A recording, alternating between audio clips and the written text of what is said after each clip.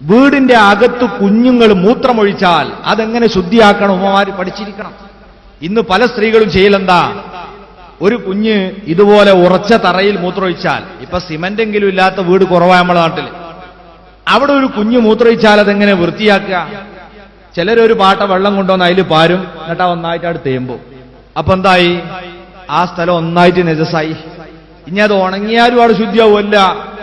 ആരെങ്കിലും നനഞ്ഞ ഒതുകൊടുത്ത കാലുമായിട്ട് അതിമേ ചവിട്ടിയങ്ങ് പോയാൽ അയാളെ കാല് നേസായി, നിസ്കാരം ബാത്തിലായി. വീട് ഭരിക്കുന്നത് പഠിച്ചില്ലെങ്കിൽ അവിടുത്തെ നിസ്കാരം പോലും ബാത്തിലാക്കിയതിന്റെ കുറ്റം പെണ്ണുങ്ങൾക്ക് കിട്ടും. അതുകൊണ്ട് സൂക്ഷിക്കണം, എങ്ങനെ അത് വൃത്തിയാക്കണം. വേറെ ചിലർ ഒരു പാട്ടയെ വെള്ളമെടുത്ത് വരും, എന്നിട്ട് അതിലൊന്ന് കൈയിട്ട് ആ നിലത്തൊന്ന് തുടച്ച് വീണ്ടും അതിലേന്ന് കഴിയും. അല്ലെങ്കിൽ ആ ബക്കറ്റിൽ കുറച്ച് വെള്ളം കൊണ്ടുവന്ന് ഒരു ശീല എടുക്കും, ആ ശീല ഒന്ന് നനച്ചിട്ട് മൂത്രത്തിൽ തുടക്കും, ആ ശീല വീണ്ടും ബക്കറ്റിലിടും. അതൊക്കെ നേസാകാണ്. പിന്നെ എന്താ അതിനുള്ള മാർഗം? ആദ്യം ഈ മൂത്രമോ കാഷ്ടമോ തടി, നജസിന്റെ തടി, അതിനെ നീക്കം ചെയ്യാൻ വേണ്ടത്.